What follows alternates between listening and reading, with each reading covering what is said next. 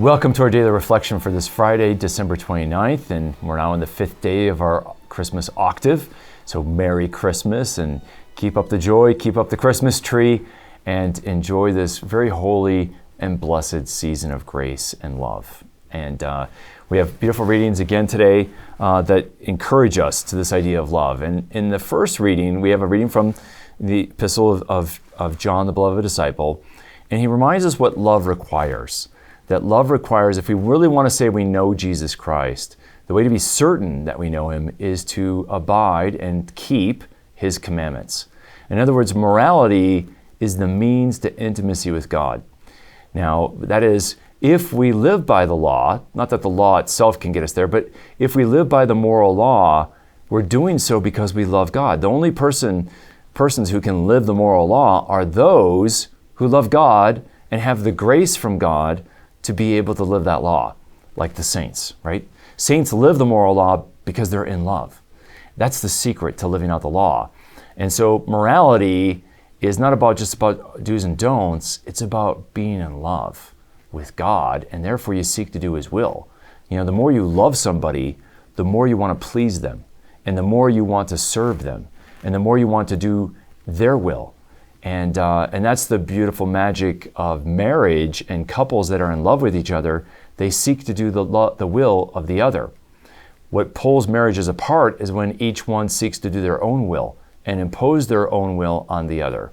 And then that's when there's tension and problems, right? But the secret to a loving relationship is to seek to do the will of the other rather than your own will.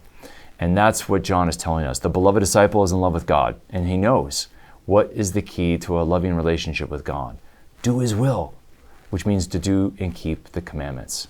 And so morality doesn't get in the way of intimacy and spirituality.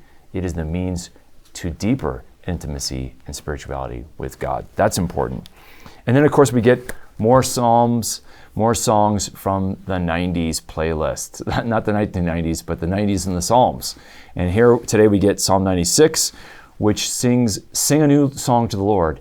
And don't we have that during Christmas? All these songs that were added and composed out of the joy of Christmas. And so I love listening to Christmas songs, especially Christmas carols, because they're filled and reverberate with the love and the joy of knowing Jesus Christ, right? And so that's a good thing, and we're called to do that.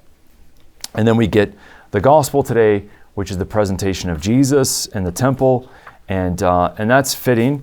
And we're told that this child will be a light to the nations. And of course, that's echoed in the Psalm of the day of the good news going out to all the nations, to all the Gentiles. And so we see the fulfillment of that great prophecy and word of Simeon, who says to Mary and Joseph that their child will be a light to all nations. And we can just look in the world today and realize that Christmas is being celebrated all over the world. In Europe, in Africa, in Asia, in North and South America. And so we see the fulfillment of that great prophecy.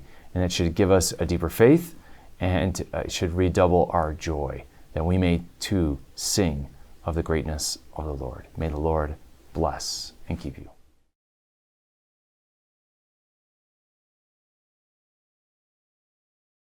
This daily reflection is brought to you thanks to the generous support of the Mission Circle.